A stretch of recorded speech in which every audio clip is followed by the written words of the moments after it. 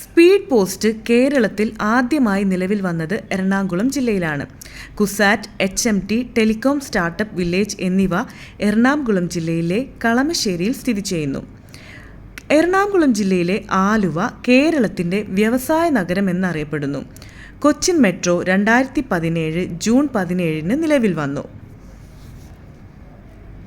നാളികേര വികസന ബോർഡിൻ്റെ ആസ്ഥാനം എറണാകുളം ജില്ലയിലെ കൊച്ചിയാണ്.